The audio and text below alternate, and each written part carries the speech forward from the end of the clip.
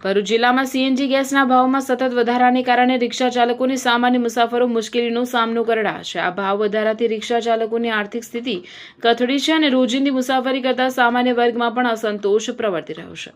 સ્થાનિક રિક્ષા ચાલકો અને મુસાફરોએ સરકાર પાસે ગેસના ભાવ ઘટાડવા માટે ઉગ્ર માંગ કરી છે। જય ભારત રિક્ષા એસોસિએશનના જિલ્લા પ્રમુખ આબિદ મિર્ઝાએ જણાવ્યું હતું કે ભરૂચ જિલ્લામાં આશરે 22,000 રિક્ષા ચાલકો તેમના પરિવારનું ગુજરાન ચલાવે છે। સીએનજીના સતત વધતા ભાવોને કારણે તેમની આર્થિક પરિસ્થિતિ કથળી છે। તેમણે ઉમેર્યું કે દર 2 મહિને ગેસના ભાવમાં 2 થી 2.5 રૂપિયાનો વધારો કરવામાં આવે છે। મિર્ઝાએ ગુજરાત સરકારને અપીલ કરી છે કે રિક્ષા ચાલકોના પરિવારો અને બાળકોના ભણતરને ધ્યાનમાં રાખીને સીએનજી ગેસનો ભાવ અગાઉની જેમ 60 થી 65 રૂપિયા પ્રતિ કિલો કરવામાં આવે। આનાથી 22,000 પરિવારોને મોટી રાહત મળી શકશે। એક સ્થાનિક રિક્ષા ચાલક મકબૂલભાઈએ પોતાની મુશ્કેલી વર્ણવતા જણાવ્યું કે મોટાભાગના રિક્ષા ચાલકો લોન અને હપ્તા પર રિક્ષા લાવ્યા છે। ગેસના ભાવ વધવાને કારણે રિક્ષાના હપ્તા ભરવા પણ મુશ્કેલ બન્યા છે। તેમણે કહ્યું કે જો તેઓ મુસાફરો પાસેથી 5 રૂપિયા વધુ ભાડું માંગે તો મુસાફરો ઝઘડો કરવા તૈયાર થઈ જાય છે। આખો દિવસ રિક્ષા ફેરવ્યા પછી પણ હાથમાં કંઈ બચતું નથી। મકબૂલભાઈએ સરકારને વિનંતી કરી છે કે કાં તો ગેસના ભાવ ઘટાડવામાં આવે અથવા તો સત્તાવાર રીતે રિક્ષાના ભાડામાં વધારો કરવામાં આવે। બીજી તરફ રોજિંદી મુસાફરી કરતા મુસાફર મહેન્દ્રભાઈએ સામાન્ય જનતાની સમસ્યાઓ રજૂ કરી। તેમણે જણાવ્યું કે મધ્યમ અને ગરીબ વર્ગના લોકોની માસિક આવક માંડ 9,000 થી 10,000 રૂપિયા હોય છે। તેમાંથી 4,000 થી 5,000 રૂપિયા માત્ર રોજિંદા આવાગમનના રિક્ષા ભાડામાં જ ખર્ચાઈ જાય તો ઘર ખર્ચ ચલાવવો મુશ્કેલ બને છે।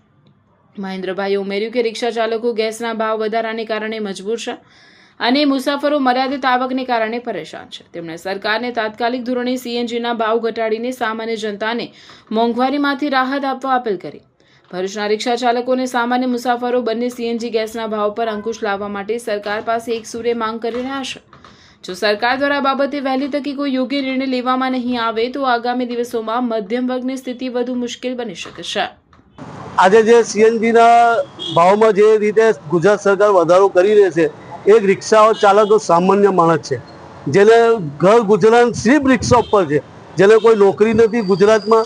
અને ભરૂચ જિલ્લામાં 22,000 રિક્ષા છે, 22,000 ઘરની ફેમિલીનું ગુજરાન આ રિક્ષા ચાલકો આપણા પોતે જ એમના છોકરાઓનું ભણતર, એમને મકાનનું ભાડો, ગાડીનું મેન્ટેનન્સ અને અમુક બચતની ગાડીને અમુક પોતાની ગાડી।